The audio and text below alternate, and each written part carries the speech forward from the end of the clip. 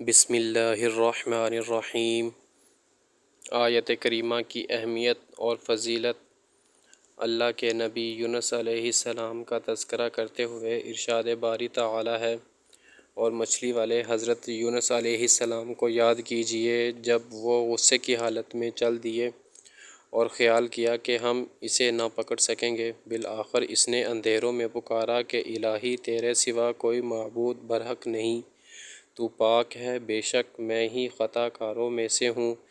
تو ہم نے اس کی پکار کو قبول کیا اور غم سے نجات دی، اور ہم ایمان والوں کو اس طرح نجات دیتے ہیں۔ آیت کریمہ قرآن مجید کی سورۃ الانبیاء کی مشہور آیت ہے۔ جیسا کہ اس آیت کے آخر میں اللہ تعالیٰ نے فرمایا ہے کہ ہم اسی طرح ایمان والوں کو نجات دیتے ہیں، اس لیے مشکل حالات میں آفات کو ٹالنے کے لیے آیت کریمہ پڑھ کر اللہ تعالیٰ سے مدد طلب کی جائے۔ سعد بن ابی وقاص رضی اللہ تعالیٰ عنہ نے فرمایا کہ رسول کریم صلی اللہ علیہ وآلہ وسلم نے ارشاد فرمایا، مچھلی والے پیغمبر کی دعا جب انہوں نے مچھلی کے پیٹ میں پکارا، لا الہ الا انت سبحانک انی کنت من الظالمین، یہ دعا پڑھ کے کوئی بھی مسلمان کسی جائز حاجت کے لیے دعا کرتا ہے تو اللہ تعالیٰ اس کی دعا قبول کرتا ہے۔ اس حدیث کے متعلق ہے کہ ایک آدمی نے کہا، اے اللہ کے رسول، کیا یہ دعا یونس علیہ السلام کے ساتھ ہی خاص ہے یا عام مؤمنین کے لیے بھی ہے؟ تو نبی کریم صلی اللہ علیہ وآلہ وسلم نے فرمایا، کیا تو نے اللہ تعالیٰ کا یہ فرمان نہیں سنا؟ ہم نے اسے غم سے نجات دی اور ایمان والوں کو ہم اسی طرح نجات دیتے ہیں۔ رسول اللہ صلی اللہ علیہ وآلہ وسلم نے فرمایا کہ ذوالنون حضرت یونس علیہ السلام نے جو دعا مچھلی کے پیٹ میں کی تھی، جو مسلمان بھی اپنے کسی مقصد کے لیے ان کلمات کے ساتھ دعا کرے گا،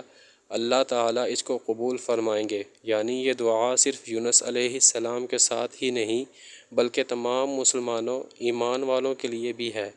جب بھی ایمان والے اللہ تعالیٰ کو آفات، مشکلات، دکھ میں کسی بھی کام کے لیے پکاریں گے تو اللہ تعالیٰ ان کی دعا سن کر قبول کرے گا۔ اس لیے جو بھی شخص ضرورت مند ہے وہ خود یہ دعا اللہ سے کرے، اپنی حاجت اللہ کے سامنے رکھ کر اسے پکارے، وہ ہماری دعاؤں کا سننے والا ہے۔ اگر انسان کو اپنا تعلق اللہ تعالیٰ سے استوار کرنا ہے، اسے چاہیے کہ خود اللہ تعالیٰ سے دعا مانگے، اس کی عبادت کی طرف متوجہ ہو، توبہ و استغفار سے کام لے۔ اللہ تعالیٰ بڑا غفور الرحیم ہے، وہ ضرور معاف کرے گا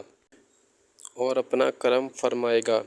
ہاں، آپ اپنے لیے کسی انسان سے جا کر دعا بھی کروا سکتے ہیں۔ قرآن کریم کی اس صورت سے معلوم ہوتا ہے کہ اللہ کے نبی یونس علیہ السلام جب مچھلی کے پیٹ میں چلے گئے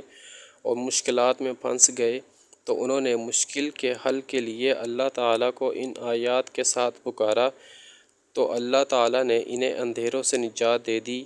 اور بتا دیا کہ مشکلات کو حل کرنے والا، مصیبت سے نجات دینے والا، دعاؤں کو سننے اور قبول کرنے والا، سب سے بڑا فریاد کا سننے والا صرف اللہ تعالیٰ ہے، اور مشکل سے نجات صرف انبیاء کے ساتھ ہی نہیں بلکہ کوئی بھی ایمان والا اللہ تعالیٰ کو پکارے تو وہ اس کی دعا سنتا ہے اور قبول کرتا ہے۔ لہٰذا ایک مجلس میں 111 مرتبہ بھی پڑھ سکتے ہیں، اور بعض بزرگوں نے مشکلات کے حل اور دعا کی قبولیت کے لیے رات کی تاریکی اور حجرے کی تنہائی میں 313 مرتبہ یہ آیت کریمہ پڑھ کر دعا کرنے کو مجرب کہا ہے، اور اگر لمبا وظیفہ کرنا ہو تو 70,000 یا 1.25 یا 1.5 مرتبہ پڑھ لیں۔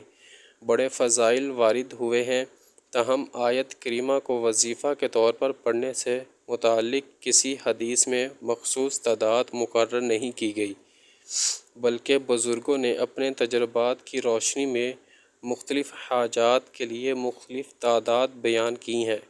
ان پر عمل کیا جا سکتا ہے، لیکن اس مخصوص تعداد کو مسنون یا ضروری سمجھنا درست نہیں ہوگا۔ سب دوستوں سے ریکویسٹ ہے کہ ویڈیو کو لائک شیئر کر دیں اور چینل کو سبسکرائب کر دیں تاکہ ہر نئی ویڈیو آپ تک سب سے پہلے پہنچے۔